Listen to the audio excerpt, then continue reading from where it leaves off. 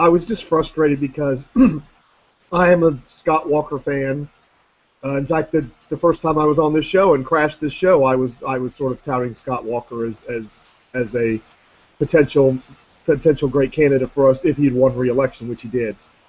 And I know of Liz Mair. I don't know her personally, but I know of her because I think she's had some connections to the Virginia blogosphere going way back. She's very good at her job.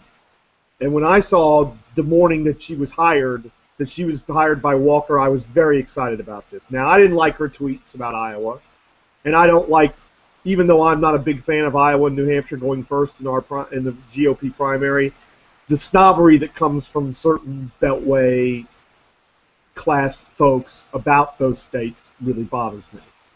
That said, hiring somebody in the morning and then forcing them to resign in the evening is a terrible look, no matter what way you slice it.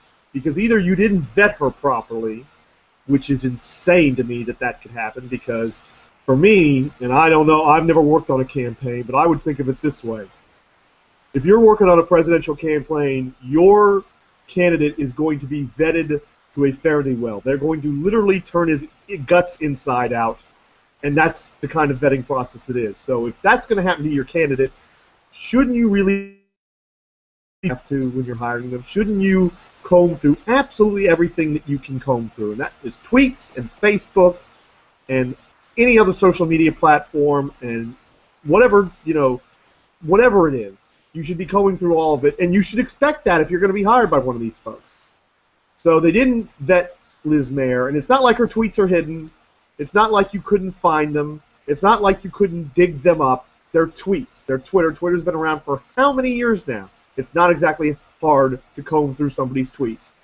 Especially if you're going to hire them and they have their tweets locked, you can say, please let me be able to see all your tweets. So that part really disturbs me, but I don't know what's worse. The fact that they didn't do the vetting properly, or even worse, you hire a person and then 12 hours later she's forced to resign because you're worried about what some folks in Iowa are saying.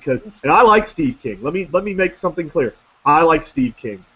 He and I have agreed on a lot over the years. I think he's a very good congressman. But Steve King shouldn't be picking your staff. He shouldn't be picking your platform. And you don't bow and scrape to anyone. I know Iowa's central to Scott Walker's strategy, and I know he's got to win there. But you don't bow and scrape to anyone because it is a bad look for all the other voters you got to convince. Well, all of them. So that's my something that came up on Twitter the night that this all happened was the general consensus among people who are in the blogosphere on the right, who are, some of them have worked campaigns and are tied to campaigns or have been in the past and worked for candidates before, that by the standards that the Iowa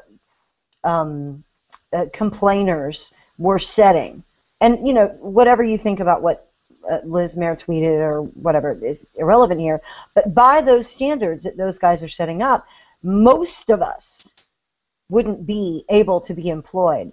And there's an article in Red State as well on this, and that it was fueled not just from Iowa, but from certain people in the conservative media who were couching the fact that they had already eliminated Walker as a candidate in the terms of, oh, well, he needs much more vetting. That was sort of the take that the author, Leon Wolf, had talked about. And he walks through the strategy that what we do every time, and we seem to do over and over, is that we get to a place where we eliminate these guys one at a time until the only ones left standing are the Jeb Bushes and folks like that. And is that really what we're going to do, again, this go-round? And I just want to add this, too. Liz Mair, okay, she said what she said. You stick behind her. You don't just earn her loyalty. You earn the loyalty of a lot of people that probably agree with her, and that's important. This is such a fine margin. I mean, we're going to have 10, 15, however many candidates running, and it's probably going to be 1 or 2% difference who's going to win these caucuses in at least these early primaries before we start winnowing the candidates down. So Scott Walker, you think Steve King's tough? It's going to get a lot worse. If you make it to the general, Steve King attacking you and other people attacking you is going to seem like small potatoes compared to what the mainstream media is going to come up with. Meanwhile, the government is spending a ton subsidizing housing for, say, one family in a luxury apartment, while there are people on wait lists for years who cannot get housing at all. That's the scam.